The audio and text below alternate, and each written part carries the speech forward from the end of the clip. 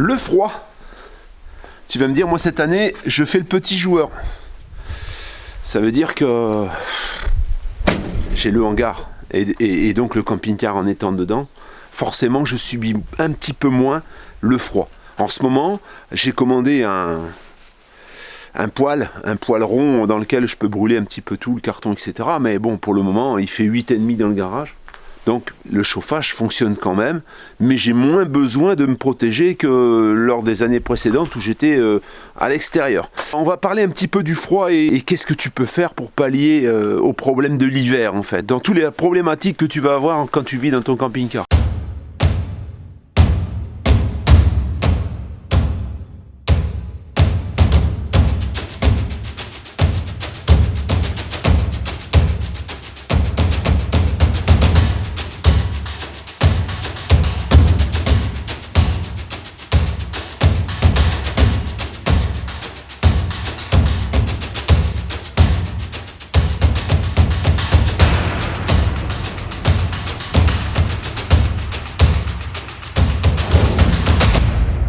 Chauffer c'est bien, conserver la chaleur le plus longtemps possible et éviter les pertes, c'est encore mieux. Donc, si tu as des rideaux, ben ferme-les. Sitôt que tu es arrêté, ferme tes rideaux, déjà ça va conserver une partie de la chaleur. Pour ceux qui n'ont pas de rideaux, il existe des espèces de rideaux intérieurs qui viennent se fixer avec des ventouses. Pourquoi pas? Moi, pour ma part, j'ai des rideaux plissés, mais je pose aussi à l'extérieur une protection thermique. Alors ça peut être Soplair, mais ça peut être d'autres également. Je vais faire ça tout de suite. Protection thermique, tu vas te la poser plusieurs fois. À chaque fois que tu vas te déplacer, tu vas l'enlever. Et à chaque fois que tu vas revenir, tu vas t'arrêter, tu vas devoir la remettre. Donc il vaut mieux opter pour quelque chose d'assez facile à mettre, seul, parce que sinon tu t'embêtes. Voilà. Alors, moi, j'ai cette protection thermique c'est une Confort Therm. J'ai pas de code promo, j'ai rien du tout. C'était passé un moment, j'avais reçu cette protection thermique pour l'essayer. Ce que j'ai fait, Confort Therm devait m'envoyer la même chose pour les fenêtres latérales et éventuellement pour les lanterneaux. Et bon, apparemment, il n'a pas souhaité poursuivre ce partenariat, donc. Ben voilà, moi j'ai conservé ça en lieu et place du Soplair. Alors maintenant, en Soplair pratique quasiment le même système d'accroche qui est très facile puisqu'on le passe sur une porte.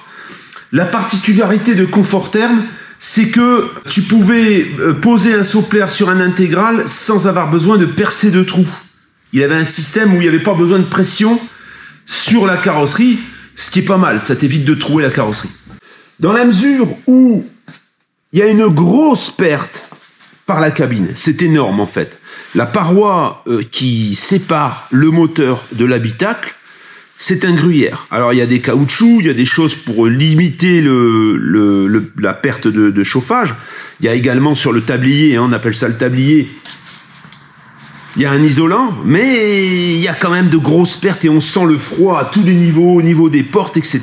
Alors moi, j'ai opté pour quelque chose. C'est une protection thermique intérieure. Ça, je l'ai déjà montré dans une vidéo. Eh bien, on va poser cette protection qui est super bien finie. Je dois t'avouer, c'est un peu chiant à mettre. Parce que tu vois, il faut le passer derrière les sièges. Alors, on va tirer de l'autre côté, sinon c'est infernal. Et cette partie-là, en fait, la partie aluminisée, ça vient en dessous des pare-soleil. Et la partie aluminisée, elle vient s'agripper là derrière. Et je dois t'avouer que ça c'est vraiment exceptionnel parce que ça te rajoute vraiment de la température et des degrés. C'est vraiment bien. Je dois t'avouer que c'est un peu galère à mettre. Mais une fois que tu l'as mis, t'isoles complètement le pare-brise et tout le tableau de bord de l'intérieur, de l'habitacle. Et ça, je dirais que presque, c'est plus efficace que la protection thermique extérieure. Maintenant, ça n'existe que pour les cabines. Ça veut dire que si tu as un profilé ou une capucine, c'est bon. Si tu as un intégral, malheureusement, je connais pas. À mon avis, ça n'existe pas. Alors, tu vois, on a... Du coup, tout est isolé. Alors ici, tu vois, J'ai pas mis la pression parce que je trouvais que c'était un peu too much, un peu trop, mais j'aurais presque dû les mettre là. Voilà. Sinon, il y a des pressions ici tout le long. Alors oui, ça prend du temps en effet.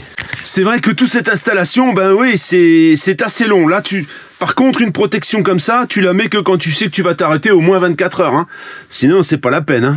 Et au moins 24 heures, j'irais. Moi, juste pour une nuit, je le mets pas, hein, franchement. Il existe des protections thermiques extérieures pour les fenêtres. Ils viennent à l'extérieur. C'est beaucoup plus efficace quand c'est de l'extérieur. Ça vient également sur les lanterneaux. Bon, moi, j'en ai pas. J'ai des stores occultants à l'intérieur qui sont isolants, c'est des plissés. Et c'est vrai que quand je les ouvre le matin, je sens le froid entre la lame d'air, donc dans la lame d'air qu'il y a entre ce store et la fenêtre. Donc je pense que l'adroit, c'est de fermer tout de suite. Si tu n'as pas de double plancher, comme c'est le cas sur ce Francia ou sur quelques autres véhicules, je dois t'avouer qu'aujourd'hui, il y en a de moins en moins des doubles planchers parce que ça pèse et que les véhicules en double plancher, souvent... Donc très peu de place carte grise. Ce qui fait que la plupart des véhicules qu'on trouve aujourd'hui, sur le récent, il y a très peu de double plancher. Ou alors ça reste des doubles planchers techniques, ce qui est suffisant pour assurer une isolation.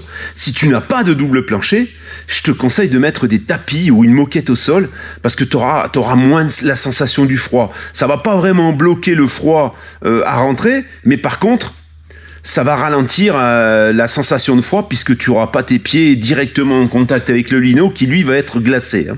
Concernant la consommation, puisque là il va te falloir forcément un consommable pour pouvoir te chauffer. La plupart des véhicules aujourd'hui sont équipés d'un trou à gaz. Le trou à gaz, ça veut dire bouteille de gaz. Bouteille de gaz, pour te donner une idée en plein hiver si tu es novice, moi, personnellement, dans le froid à l'extérieur, une bouteille, 5-6 jours maximum. Alors, mes bouteilles ne sont pas remplies complètement, puisque moi, elles sont remplies à l'espagnol, on va dire. Voilà, j'en dirai pas plus, je veux pas faire de polémique, mais voilà. Tu peux opter pour des bouteilles GPL, ce que je te recommande vivement d'ailleurs, si tu veux limiter le coût et ne pas passer à une installation avec une grosse bonbonne de 100 litres. Tu optes pour des bouteilles GPL et du coup, plutôt que de remplir ta bouteille, de changer ta bouteille pour entre 32 et 37 euros, tu vas la remplir pour 17 euros. Et tu auras sensiblement la même longévité avec la bouteille. Ça t'impose quand même d'aller faire tes pleins tous les 6 jours, parce que quand tu as une bouteille vide et que tu as entamé la deuxième, il vaut mieux remplir au plus vite celle qui est vide, bien sûr. Hein. Dans un gros véhicule comme le mien, je pense que l'adroit, le raisonnable, ce serait de poser une bonbonne de 100 litres de gaz de GPL avec deux entrées, une de chaque côté, pour pouvoir faire le plein pour un mois entier. Parce que sinon, c'est vrai que le coût, il y a le coût et en plus la contrainte d'à chaque fois enlever ta bouteille, aller la changer, c'est vraiment galère. Et même de la remplir une bouteille au GPL, si tous les 6 jours tu es obligé d'aller remplir une bouteille au GPL, de trouver une station, tout c'est un petit peu chiant. Le chauffage, donc justement, tu as les Truma gaz, tu as les Truma gaz électricité, ce qui veut dire que ce Truma tourne à la fois au 220 et à la fois au gaz. Donc souvent tu as 3 puissances, 1000, 2000 et 3000, hein, ça dépend un petit peu des chauffages, mais je pense que c'est quasiment tous pareil chez Truma. Ça te permet de pouvoir utiliser cette chaudière branchée au 220 et lorsque tu manques de gaz, tu veux pas trop consommer ou que tu as une source de courant, eh bien ça peut être sympa de brancher en effet. Parce que, alors, à ce propos, sur les camping-car parks, la plupart des prises, et d'ailleurs dans beaucoup d'heures d'accueil pour les camping-cars, c'est du 6 ampères. 6 ampères, ça veut dire que si tu as une chaudière qui tourne à 3000 watts, elle ne tournera pas. Moi, j'arrive tout juste à la faire tourner à 2000 quand tout va bien, mais quelquefois, ça fait sauter le disjoncteur. Donc, quelquefois, je change de prise et puis il y a une prise qui donne un peu plus, curieusement. Sinon, c'est 1000 watts. Et 1000 watts, ça ne te suffit pas à chauffer ton véhicule. Ça sous-entend que la chaudière, elle va tourner quasiment toute la nuit et tu n'auras pas la température escomptée. Donc, souvent, sur l'Aldé, par exemple, c'est le gaz qui vient compléter le manque d'énergie. Celle-ci fonctionnant au gaz et au courant, eh bien, quand je suis faible en courant, il y a la pointe gaz. Hein, ça donne un coup de boost, ça vient chauffer, et ensuite les 1000 watts maintiennent la température. Essaie de maintenir la température parce que régulièrement le gaz se déclenche. Hein. Moi, c'est une Aldé, hein. C'est pas, j'ai un chauffage central, donc c'est un, tu vois, on voit les radiateurs, c'est un système Aldé, c'est pas un système soufflant. On pourrait parler également, sur les véhicules non équipés d'un double plancher, du réservoir d'eau grise. La plupart du temps, le réservoir d'eau propre va être sous une banquette. Ça, il n'y aura pas de problème. Par contre, au niveau du réservoir d'eau grise, lui, il est à l'extérieur. Et il est en dessous. Ce qui veut dire que le froid qui remonte du sol, bah, il le prend facilement. Et comme souvent, il est rempli, il y a un peu d'eau dedans, mais quelquefois beaucoup, et ben l'eau gèle. Il existe des résistances que tu viens mettre dans le réservoir et qui vont te maintenir, il va te maintenir le réservoir en hors-gel, et ça te permettra de pouvoir continuer à vidanger, même quand il fait très froid. Alors il m'est arrivé à ce propos, sur une station de ski, je crois que c'était à Oron, j'étais monté avec mon Laika, j'avais un Creos 3002, équipé du double plancher, toute la plomberie était gelée. Le matin, il faisait, je crois, moins 18, je sais plus, je crois que c'était moins 18, et là, à moins 18, ben, même avec un double plancher, il y avait des bouchons de glace, pas partout, des bouchons de glace dans les évacuations, des bouchons de glace également dans le circuit d'eau. Donc comme je le disais, si tu sais que tu vas passer une nuit très fraîche, très froide, je pense que le droit c'était de couper la pompe, de vider les réservoirs, les robinets, c'est-à-dire de laisser les robinets ouverts, comme ça l'eau va retomber dans le réservoir, et au moins le matin, tu remets en route, et logiquement, bah, le circuit d'eau se refait dans tes robinets, et puis tu n'auras pas ce problème. Mais si vraiment tu sais que tu vas passer la nuit en station, par exemple, ou tu vas passer le moins 7, moins 8, peut-être même moins 10, il faut faire ça. Il faut faire ça si tu veux être sûr d'avoir de l'eau, sinon tu vas attendre 10h, 11h que le soleil soit sorti. Hein. Pour le reste, c'est à peu près tout. Il n'y a pas grand-chose d'autre à dire. Tout le reste, tout ce que je vais te dire d'autre, ça va être un peu interdit dans un camping-car, comme un chauffage par exemple au pétrole, comme un chauffage avec une petite bouteille de gaz. Il existe des petits chauffages. Moi j'en ai, je les ai utilisés, mais de te recommander ça, c'est pas autorisé. Parce qu'il faut une ventilation, et le chauffage au pétrole par exemple, si tu prends un chauffage au pétrole comme celui que j'avais, le climat que j'ai donné à Eva parce qu'elle est frileuse et que moi en ce moment j'en ai pas besoin, eh bien ce climat, au moment où il va y avoir un taux de CO2 important dans le véhicule, le climat va s'arrêter. Voilà, et tu vas être obligé de ventiler, et quand ce sera plus respirable, eh bien à ce moment-là, ça reviendra, le chauffage pourra redémarrer. Tu pourras le redémarrer manuellement, par contre, il redémarre pas tout seul. Ça peut être une bonne économie, mais par contre, c'est interdit. Tu n'as pas le droit de l'utiliser dans un véhicule. Les seuls chauffages que tu peux utiliser, c'est les chauffages à l'électricité soufflant, qui se branchent sur le 220. Et là, malheureusement, tu es obligé d'être branché au 220. Alors moi, j'ai une autonomie en courant qui me permet de faire tourner un chauffage électrique, par exemple, hein, avec les 810 ampères de batterie que j'ai, tout comme d'ailleurs si tu étais équipé au lithium et que tu n'avais pas trop d'autres consommations à côté, tu peux éventuellement t'aider d'un petit chauffage soufflant. Il faut qu'il ne soit pas trop puissant, par contre, il faut vraiment contrôler les watts. Tu peux également avoir une EcoFlow, une Delta Max ou une Delta River, ou peu importe la Delta que tu achètes, ou peu importe l'EcoFlow que tu achètes, et de ne l'utiliser que pour le chauffage le soir. Ça veut dire que tu vas brancher ton chauffage, tu veilles bien à avoir un chauffage qui consomme vraiment très peu. De toute façon, l'EcoFlow va te donner l'autonomie restante en fonction de ce que tu branches dessus. Alors ça a deux avantages. Ça a l'avantage déjà de pouvoir avoir un chauffage d'appoint et de diminuer ta consommation en gaz. Et le deuxième point, c'est que cette EcoFlow, tu vas pouvoir aller la brancher ailleurs. Parce que le problème, et l'autre problème en hiver, et je vais y venir tout de suite, c'est la recharge de tes batteries. Si tu ne roules pas beaucoup, bah tu vas pas charger beaucoup. Parce que le problème, c'est que tes panneaux solaires vont produire peu.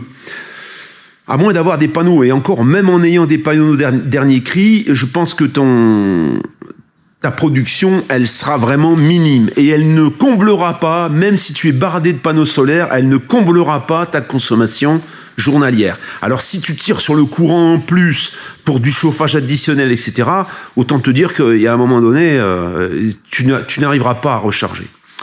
Pour te donner une petite idée, les hivers que j'ai passés dans ce véhicule, j'ai une bonne expérience parce que j'ai passé 3 hivers à l'extérieur, à Annemasse en plus, où il fait pas spécialement chaud.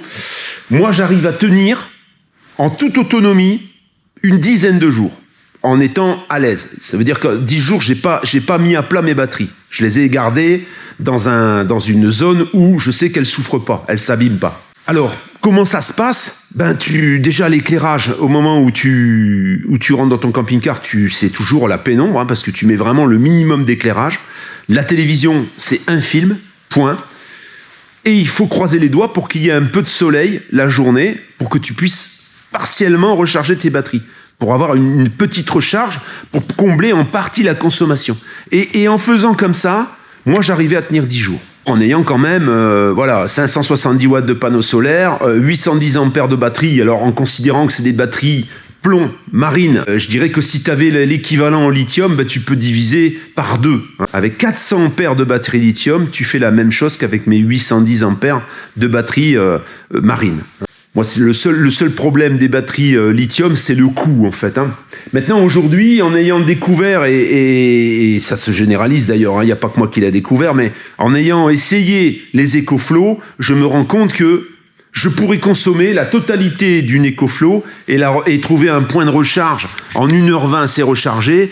Je pense que ce serait beaucoup plus intelligent que d'avoir cette batterie de batterie, j'allais dire, ce parc de batteries énorme qui pèse lourd en plus, puisqu'il y en a pour 120 kg quand même un peu plus. Je dis une bêtise. J'ai 2 fois 60 kg à l'arrière et j'ai 2 fois 50 kg à l'avant. Ce qui veut dire que j'ai 220 kg de batterie dans ce véhicule, sans compter la batterie du porteur. Sur le l'Iveco, je vais essayer, je vais le faire, on va dire. Je vais poser que de l'EcoFlow, en fait. Je vais poser de l'EcoFlow dedans, j'aurai la possibilité de les enlever et de les remettre quand j'ai besoin. J'aurai la possibilité de les charger à l'extérieur et je vais les charger avec des panneaux que je vais mettre sur le toit, des panneaux performants comme celui que j'ai posé sur le camping-car d'Eva. Alors, je pense que je vais pas pouvoir mettre 2 fois 400 watts parce que, par exemple, un 400 watts ne peut pas charger la River Pro. La River Pro ne se charge qu'avec 200 watts. Par contre, une Delta Max, on en parlera bientôt de la Delta Max, parce que j'ai une autre vidéo dédiée à ce produit, à cette nouveauté. Donc la Delta Max et la Delta, elles, on peut les charger avec du 400 watts, et je crois même que la Delta Max, c'est 800 watts de panneau qu'on peut mettre dessus. Ce sera plus performant. Après, j'ai un autre truc que je veux essayer, c'est les installations qui sont dédiées aux habitations, des panneaux, les mêmes que ceux que j'ai équipé le camping-car d'Eva, mais avec un micro-onduleur. Micro-onduleur ou éventuellement onduleur mix. Et là, on sort directement du 220. Et à ce moment-là, peut-être que si la production est suffisante, si j'ai suffisamment de panneaux, je pourrais charger mes EcoFlow en 220, ce qui irait beaucoup plus vite. Je pense que je t'ai à peu près tout dit. Après, il y a tout le reste, l'hiver, il y a les pneus, il y a tout ça. Je vais pas te faire le truc de ce que tu dois regarder tes joints avant l'hiver aussi. Il faut pouvoir avoir contrôlé tous tes joints, avoir refait tous tes joints. En fait, les joints, ça se refait régulièrement. Il faut régulièrement les contrôler, surtout au niveau des entrées de câbles. Alors, il y a des véhicules comme Frankia, Laika, et j'en passe. Il y a plein de marques où les toits sont faits d'une manière. Hummer, par exemple. T'as quasiment pas besoin de revenir sur l'étanchéité de la cellule. Mais c'est souvent au niveau des entrées de câbles que ça pêche un peu. Donc là, oui, il faut monter sur le toit et puis contrôler un peu où tu rentres tes fils du panneau solaire, les fils de la parabole, tout ce qui a été rajouté après la sortie d'usine du véhicule. Voilà dans les cas extrêmes ce que moi j'ai utilisé. Ça marchait pas mal, mais les petites bouteilles ne durent pas très longtemps et malheureusement, c'est pas autorisé. Ça, c'est un chauffage radiant. Alors, ça émet peu de CO2, mais ça en fait quand même. Et logiquement, t'as pas le droit. Alors, il y a un adaptateur qui te permet de brancher sur une grande bouteille. Ça chauffe super bien. Moi, je le mettais souvent le soir ou le matin quand je prenais la douche pour donner un bon fond de chauffage un peu plus costaud que ce qu'il y avait, quoi, parce que c'est vrai que on est souvent tenté de faire des économies, parce que c'est vrai que ça va vite, le gaz ça coûte cher. Sur mon chauffage, j'essayais d'économiser. Alors j'ai eu aussi, et ça je l'ai pas précisé, j'ai eu un chauffage gasoil. Parce qu'il existe aussi les chauffages gasoil, bien sûr. C'est le plus confortable. Le problème, c'est qu'en entretien, c'était un Ebers pas cher qui était plutôt mal placé sur le Frankia, mais qui avait été placé comme ça d'usine. D'après le réparateur que j'étais allé voir, parce qu'il y a eu un moment, j'ai pas compris, je venais de le changer, il était tout neuf, et puis chaque année, il s'arrêtait. D'après lui, il était mal posé. Mais il n'empêche que quand tu lis les prescriptions constructeurs, un Eberspacher, ça s'entretient tous les ans. Un entretien, c'est 800 balles, à peu près. Puisque là, ils ouvrent la chaudière, ils ouvrent toute la partie chauffe, etc. Ils changent des tamis, ils changent le crayon, la bougie, ils changent un petit peu tout, en fait, dedans. C'est pas le prix des pièces qui coûte cher, c'est la main d'œuvre. Et ensuite, ils mettent le chauffage à l'épreuve sur un banc d'essai et pour te le garantir. Et puis tu repars pour 1 an. Hein, parce que quand tu l'utilises comme moi je l'ai utilisé, c'est 1 an. Ce qui fait que le coût est quand même relativement élevé. Alors ensuite, bien, je vais essayer, sur mon Iveco, je vais essayer un D4, donc un Truma gasoil. C'est sûr que c'est le souci en moins. Alors, c'est vrai que le gasoil, ça coûte aussi, mais par contre, t'as pas à aller remplir les bouteilles et tout, c'est quand même une contrainte en moins. Donc ça s'équipe, hein. Tu peux même équiper ton véhicule en appoint, par exemple, d'un chauffage chinois, hein, les semblants de Webasto, ou même un vrai Webasto, en utilisant les bouches de ventilation du chauffage d'origine, tu peux tout à fait connecter un chauffage comme ça qui va taper dans le gasoil. Et peut-être qu'en effet, au niveau du coût et au niveau des contraintes, ce serait moins contraignant que d'aller remplir des bouteilles. Et si tu as d'autres idées, n'hésite pas, parce que c'est toujours bon à prendre. Si tu as des petits tuyaux sur la manière dont toi tu appréhendes l'hiver, tu peux te faire plaisir dans les commentaires.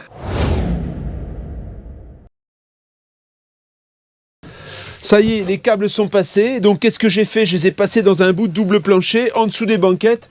Et j'ai bien connecté. Alors, vous inquiétez pas, c'est de rouge parce que j'avais pas de noir, mais tout a été bien repéré et on a bien branché. Hein. Bon, en toute logique, normalement, un rouge, un noir, hein, bien sûr. Voilà. Et donc, là, c'est branché. Alors, on est à 12,5 parce que la batterie, ça fait un petit moment qu'elle est montée et il n'y avait pas de charge. Et là, il y a 0 charge, bien sûr, puisqu'on est à l'intérieur. Hein. Donc, on a bien connecté les câbles de batterie. Voilà, c'est indiqué de toute façon, il y a un petit panneau solaire là pour le panneau solaire, la batterie pour la batterie. Et ça, ensuite, c'est une prise de courant sur lequel tu peux brancher de la lumière, par exemple. Ça, c'est fait. Après, on montera le convertisseur. Alors là, on va le monter au plus près de la batterie, mais on ne le fera pas tout de suite. Là, ce que je vais faire pour le moment, je vais te montrer un petit problème qu'on a sur ce véhicule. Bon, tu vois là, le marchepied est sorti. Je vais fermer la porte. Regarde. Voilà ce qu'on a comme problème. Alors avant, il y avait la moustiquaire, mais malgré tout, il restait quand même un trou. Comme on a enlevé la moustiquaire qui venait là-dedans, alors ça nageait de partout, hein, mais bon.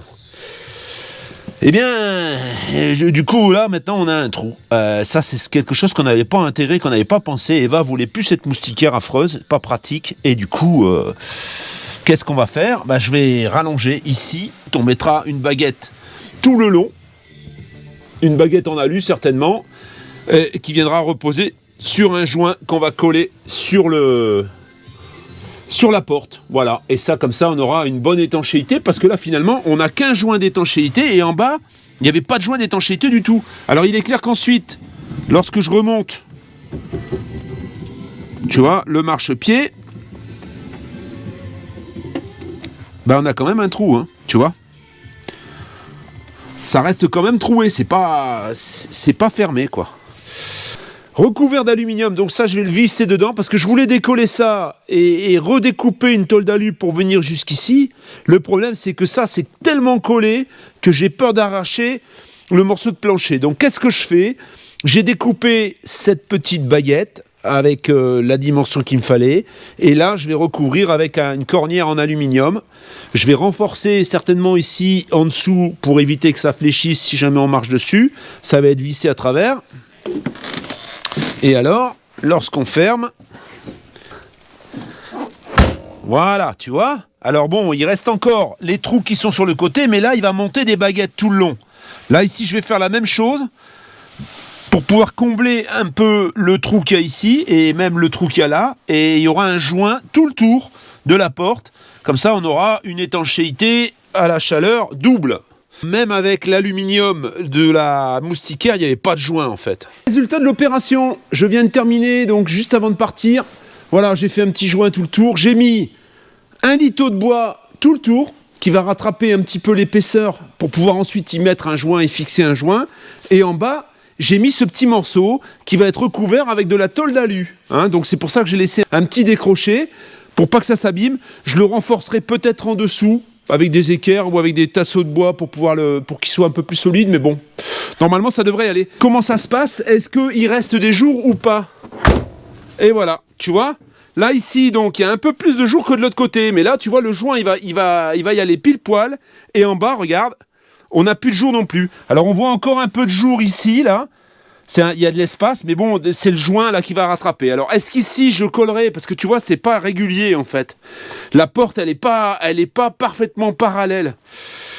Est-ce que je rajoute un litho là-dessus? Je sais pas encore. Une petite épaisseur de bois très fine avant de le recouvrir. On verra. Voilà, mais en tout cas, de ce côté, c'est parfait, hein. Ce sera un peu plus étanche que ce que c'était. Alors, c'est d'origine, hein. Voilà, donc, ce que j'ai fait sur son véhicule, c'est brancher la batterie, qui n'était pas branchée. J'ai passé le câble et j'ai bricolé cette porte.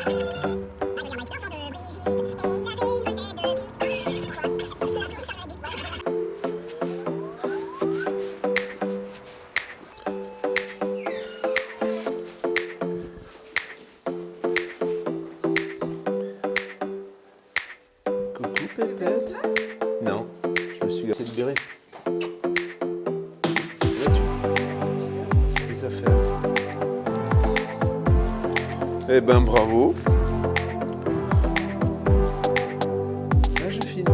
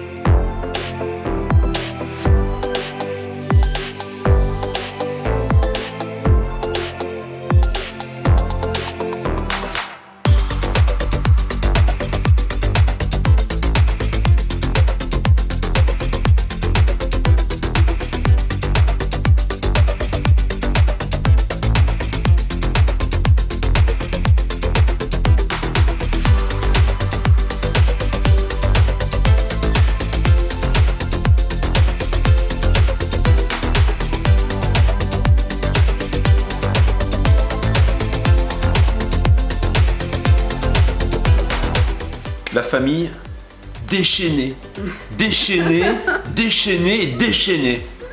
Plus de chaîne et déchaînée. Et ça fait combien? 1 an et demi qu'on n'est pas sorti? 1 an et demi qu'on n'est pas sorti. Là, on a eu une petite fenêtre là en Suisse. On est allé remuer notre cucu. Par contre, toi, t'as pas mis beaucoup quand t'as remué le cucu. Bah non, parce que moi, je remue le cucu, tu vois bien, c'est à côté d'elle, bon, elle volute, hein. Oh, elle glisse sur la piste, je t'ai pas tout montré. Sinon, tu vas dire, oh là là, mais qu'est-ce qu'elle nous fait, hein, tu vois, des pirouettes, son périlleux, elle roule sur le talon aiguille. Mais c'était hein. bien sympa, parce qu'en plus, il n'y avait pas beaucoup de monde. Il y a personne. Après, il y a eu un peu de monde. Mais ben oui. On s'est bu une petite binouse, et puis on est rentré à 1h30, à peu près. Des folies, aujourd'hui, mal de crâne. Aujourd'hui, ce matin, on avait la tête dans le cul, et bon, voilà quoi. Et cet après-midi, moi je pars, donc tu verras ça dans la prochaine vidéo. Je pars descendre les pistes de ski. J'espère que tu vas pas te massacrer les visages. J'espère que je vais pas me casser la gueule, parce que la dernière fois que j'y suis allé, il y a 2 ans, c'était il y a 2 ans?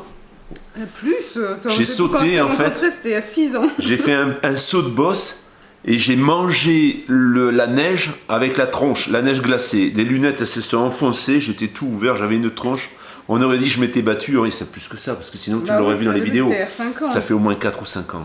C'était tout au début quand on j'ai plus skié depuis presque 3 ans. Hein. Ouais. Ça fait presque 3 ans que j'ai pas mis les pieds sur les skis. 2, peut-être 2. Alors qu'avant, j'y allais tous les week-ends. Je vais te dire oralement ce que j'écris souvent sur mes vidéos, mais en ce moment ça marche plus parce que il faut faire des appels à l'action, qu'est-ce que tu veux? Bon, le petit pouce, tu fais comme tu veux, le commentaire, tu fais comme tu veux. Tu vas dire, ouais, mais commentaire, de toute façon, tu réponds jamais. J'essaie de répondre en vidéo quand il y a des questions, mais bon, c'est vrai que je suis tellement débordé que j'ai pas le temps. Mais par contre, je les lis tous. Et si tu peux t'abonner, bah là, c'est la récompense. Alors je sais qu'il y en a nombreux d'entre vous qui sont abonnés déjà parce que en fait ce qu'on vérifie souvent sur les statistiques c'est qu'on a plus de vues que d'abonnés, ce qui est plutôt bon signe. Il y en a qui ont beaucoup d'abonnés mais beaucoup moins de vues proportionnellement. Mais c'est vrai qu'il faut rappeler, parce que je sais pas vous, mais moi quand je regarde les vidéos, c'est vrai que je pense pas toujours. Ben, c'est ouais. à la fin quand les youtubeurs disent mettez un pouce, je dis mince, j'ai pas mis de pouce. J'ai pas mis de pouce. Voilà. Voilà la famille, eh ben écoute, on va te laisser. Tu t'es pas coiffé? Non, parce que moi j'aime bien quand je suis pas coiffé comme ça, tu vois. J'aime bien, ça fait un peu. Tu vois, le gars qui vient de se lever, quoi. Bon, allez, on arrête un peu nos bêtises. À tout bientôt. À bientôt. Ah, peut-être dans la semaine, je sais pas quand là par contre. Je sais pas quand parce que là je suis assez débordé quand même. Hein, il faut que j'aille skier. Après, il faut que je revienne là chez Eva dimanche soir, tu vois. On doit manger ensemble, tout ça. Donc je suis débordé, quoi. Hein, Débordant. oui, débordant. C'est ça. À bientôt. À bientôt. Ciao, ciao. Every night it still feels right.